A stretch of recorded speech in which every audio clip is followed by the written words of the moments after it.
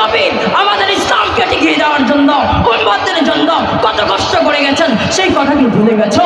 ইসলামের জন্য কত কষ্ট করে গেছে সেই কথা কি ভুলে গেছো? সাহাবায়ে কেরামরা যুগে যুগে রক্ত দিয়েছে সেই কথা কি ভুলে গেছো? ওলামায়ে কেরামরা ওই ভারতে রক্ত দিয়েছে সেটার কথা কি ভুলে গেছো? ওলামায়ে কেরামরা শাপলা চত্বরে রক্ত দিয়েছে সেটার কথা কি ভুলে গেছো? ছাত্ররা এবার বৈষম্য বিরোধী ছাত্র আন্দোলনে রক্ত দিয়েছে এটার কথা কি ভুলে গেছো?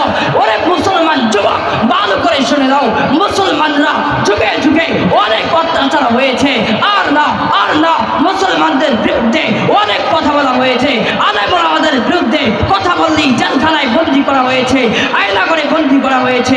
আরাম কুরাইশরা খুবাইব রাদিয়াল্লাহু তাআলা আনহুকে এমন নির্মমভাবে হত্যা করেছে, তাকে যখন পিস পিস করে কেটেছে, হযরতে খুবাইব রাদিয়াল্লাহু তাআলা আনহুকে মক্কার কুরাইশরা বলেছিল, হে খুবাইব তোমাকে আমি মুক্তি দিয়ে দিব, তবে একটি কারণে তোমাকে মুক্তি দিয়ে দিব, সেই কারণটি হলো তুমি তোমার স্থানে তোমার নবীকে এই জায়গায় দিয়ে দাও, তোমাকে এখান থেকে মুক্তি দিয়ে দিব।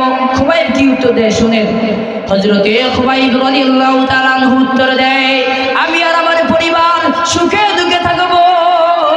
হযরতে নবী করিম সাল্লাল্লাহু আলাইহি ওয়াসাল্লাম আমার জায়গায় এসে পিস পিস হবে, এটা কোনোদিনও মেনে নেওয়া যায় না। এটাই হলো মুসলমানদের নৈতিক দায়িত্ব। বর্তমানে দেখা যায় ইসকন নামের সন্ত্রাসীরা মুসলমানদের বিরুদ্ধে, নবীর বিরুদ্ধে কথা বলে। বাংলার মুসলমান এই জায়গা থেকে স্পষ্ট ঘোষণা দিতে চাই, যে ব্যক্তি এই সাহাবাদের রক্ত করা ইসলামকে দিয়ে খেলবে, মুসলমানিত্বকে বাদ দিতে যাবে, তার অস্ত্রটাকে ঘুমড়ে পড়িয়ে দেওয়া হবে। যে ব্যক্তি ইসলামের বিরুদ্ধে কথা বলবে। সম্মানিত হাজিরিন, বর্তমানে দেখা যায় আমাদের অনেক মুসলিম, অনেক বড় দুঃখ লাগে বলতে, অনেক মুসলিমরাও ওই ইসকন নামের সন্ত্রাসীদের সাথে যোগ দিয়ে আমাদের মুসলমানকে নিচু করতে চায়।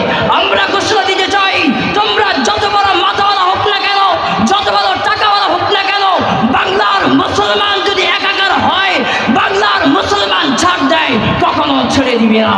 বাংলার মুসলমান যদি একাকার হয়ে যায়, বাংলার মুসলমান যদি একাকার হয়ে যায়, বাংলার আলেম ওলামা তাওহীদি জনতা যদি সব একাকার হয়ে যায়, তোমরা যত বড় আস্তানা গাড়ো না কেন, যত বড় সম্মিলন করে না কেন, মুসলমানের নারায়ে তাকবীরের হুঙ্কারের ছড়ে তোমাদের আস্তানা, তোমাদের মূর্তি, তোমাদের গির্জা সব ধ্বংস করে দেওয়া হবে।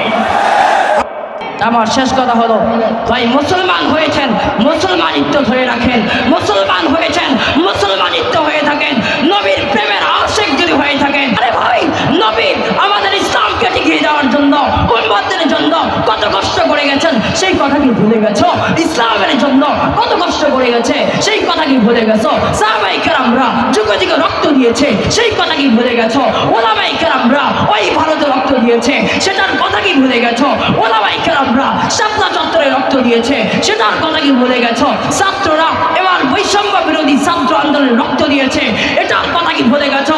ওরে মুসলমান যুবক, ভালো করে শুনে দাও, মুসলমানরা যুগে যুগে অনেক অত্যাচার হয়েছে, আর না মুসলমানদের বিরুদ্ধে অনেক কথা বলা হয়েছে, আলেম ওলামাদের বিরুদ্ধে কথা বললেই জেলখানায় বন্দী করা হয়েছে, আয়না করে বন্দী করা হয়েছে। আরে মুসলমান যুবক, ভালো করে শুনে দাও, তোমরা তো এখন ফেসবুক ইউটিউবের যুগ, তোমরা তো সবই দেখেছ আলেমদের উপরে, মুসলমানদের উপরে কত বড় অত্যাচার করা হয়েছে। এরপরও কিভাবে ঘরে বসে থাকো? আর বেশি দেরি নয়, চরমোনাই পিসা হুজুর সহ অনেক বড় বড় ওলামায়ে কেরামরা একাকার হয়ে গেছে। আর বেশি দেরি নয়, ইসলামী দ্বীন খেলাফত এই বাংলার জমিনে কায়েম হবে, এটা বেশি দেরি নয়। আর মুসলিমরা জেগে ওঠো, ঐক্যবদ্ধ হও, একাকার হয়ে যাও। বাংলার মুসলিম যদি একাত্মবাদ হয়ে যায়, বাংলার জমিনে কোনো ইসকন মিসকন তো দূরের কথা, যে ব্যক্তি আলেম ওলামাদের বিরুদ্ধে, ইসলামের বিরুদ্ধে কথা বলবে, তার গির্জা, তাদের আস্থাটাকে উপড়ে দেওয়া হবে।